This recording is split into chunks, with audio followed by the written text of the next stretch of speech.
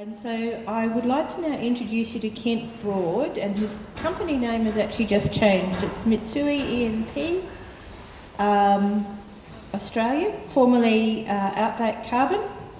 And so he's been working with the Hegartys to get their soil carbon project up. Thanks so much to Di and Ian for the invitation today.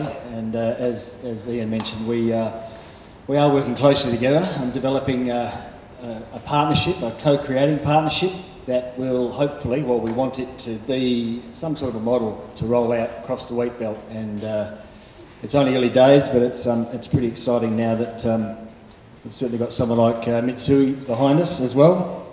But I have, as I said, been in the carbon industry 15 years, and now with Outback Carbon, and Outback Carbon joined Mitsui. Mitsui are a multinational company. Their Australian company is called MEPAU, which is just Mitsui E&P AU for Australia. And they've got a gas project there at Dongra, which predominantly they need offsets for, so that's where they sort of started looking around to see what they were going to do about their offsetting program. And that's how come we're now with them. And it's not just offsets for there, they see it as actually a growing, profitable business that they're rolling out worldwide. They've committed to 50% reductions from 2020 levels worldwide by 2030 and 100% by 2050. But knowing the Japanese, they'll want to beat those targets, and I'm sure they will. Just a couple of overall comments before I start. With carbon, with soil carbon and with tree carbon, it's not a get-rich-quick scheme. And you've possibly seen even Alan Cole's report a couple of nights ago on the ABC News talking about the carbon price, which was like, wow, it's actually really hitting mainstream now. That the industry has finally matured, albeit with a very recalcitrant federal government. But businesses, big companies, are leading the way, even without that policy certainty. They see what's ahead. They're risk managers, all said and done, both from a finance and insurance point of view, and they see the writing on the wall and they are full steam ahead. So it's not a get-rich-quick scheme, so don't go into it saying that's just going to save all financial worries, but what it is a very good complementary system for rewarding good land stewardship and for a long time. So there's two permanent periods that you can select with a contract with the carbon farming project. Is 25 years or 100 years. So you can take your choice with that. There are deductions for the 25-year period because it's obviously not a really long time in terms of carbon emissions. But there's also the 25-year contract period. So another part of the puzzle is to really select a carbon provider who that you can trust, basically, I suppose. It's a 25-year relationship and a contract to enter into, and so 25 years is a fair time. And because of that, it's a really good idea to sit down with your family, with your business partners, whoever they are in the farming partnership, and discuss it. Because 25 years is a significant length of time, and especially if the 100-year permanents are selected, but even a 25-year permanents, there's a lot of obligation there to make sure that carbon stock, carbon store, stays there for that length of time. This is going to be shared around, and sorry for the very small print, but basically with soil carbon projects, there's an existing methodology, albeit been a bit difficult in terms of it's got a few barriers for industry players, landowners and farmers, but it's there at the top, with carbon credits, and you can read that.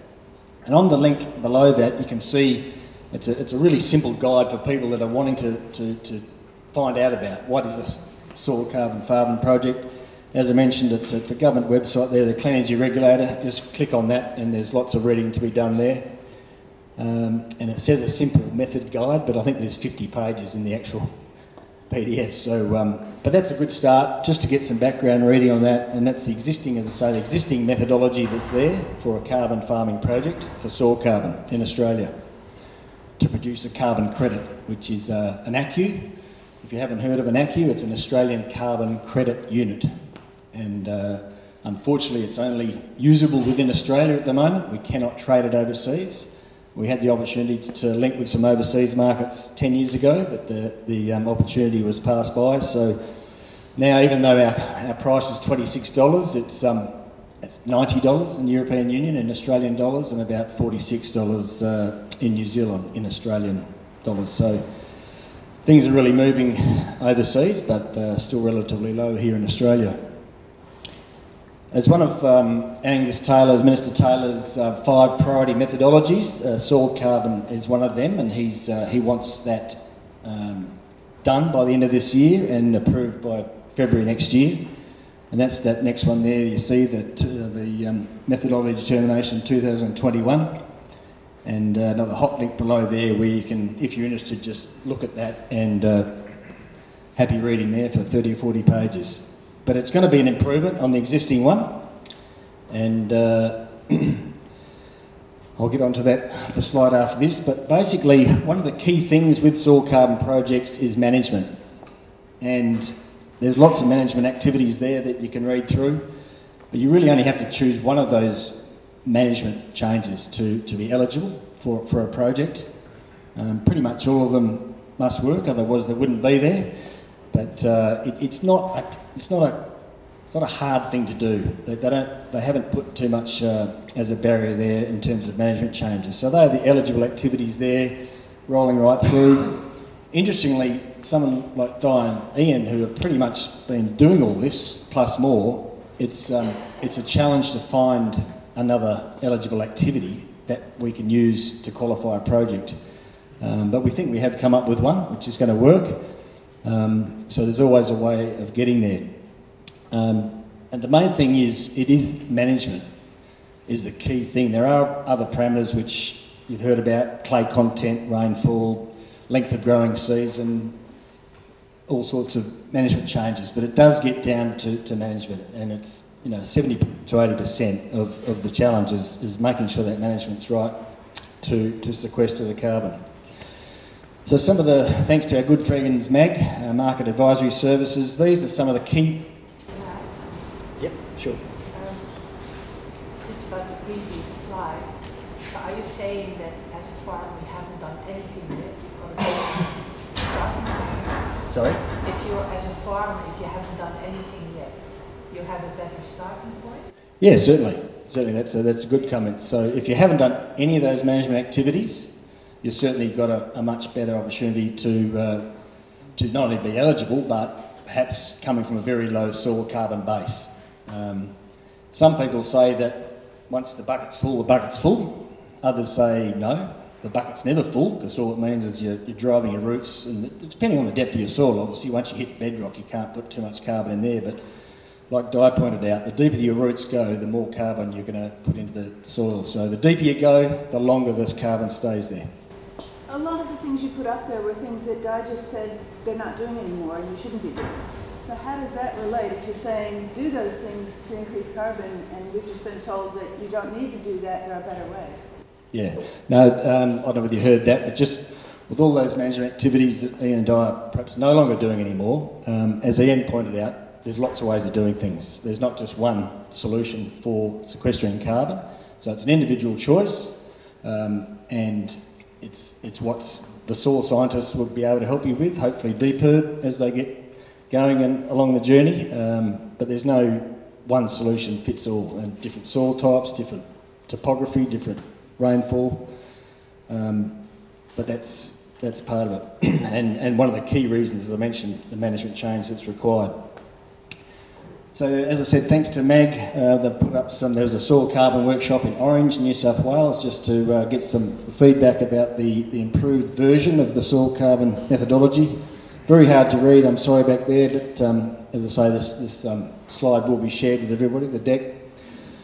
One of the nice things, good things, is they're expanding their eligible activities, pasture topping, legumes in pasture. I mean, some of this stuff's, we were doing back in the 70s and 80s with the lay system, but and use of cover crops, and it talks about tree cover there as well. Just some other technical changes there that you can read about. One good thing is that the very first one, which you may not see, is reduced sampling costs. So up the top there, at the moment it's about $30 a hectare, just ballpark figure, but Minister Taylor wants that to get down to $3 a hectare. So That's a very important aspect, because at the moment, $30 a hectare, it's a bit of a barrier, especially if you're doing thousands of hectares. Also, it's just really hard to read from back there, and I apologise for that, but it should be in different colours, but our good friends at Carbon Link, Terry McCosker, this is really just the steps in the soil carbon project that they do. You've got your expression of interest to start, and then there's, you know, a discussion about what it actually means, perhaps what you've been doing for the last 10 years, what sort of management changes you see that could work. And Carbon Link do an insights report, so it's a free report that just sort of gives a very high level overview of what you can expect to sequester as far as carbon goes, and what sort of management change is going to work to make the project eligible, amongst lots of other things. And it runs right through the project plan registration. Registration is very important, both with tree projects and with soil carbon, that you cannot start making those management changes before the project is registered. Otherwise, your project will be ineligible.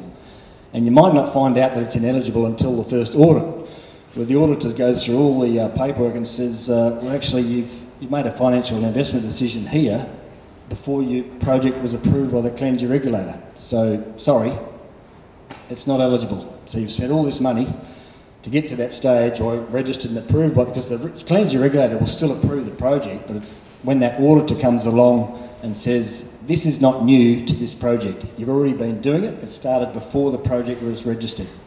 It's called the newness test. It's very, very important. And it's a little bit of a grey area. The legislation's not completely clear on it, especially with trees. I think it's better with soil, but it's just something to be aware of. Just wary of time, so I better keep moving here. That's it. That's me in some very nice red dirt at Canna in 2008. So there's proof that I was in the carbon industry all that long ago. Thank you.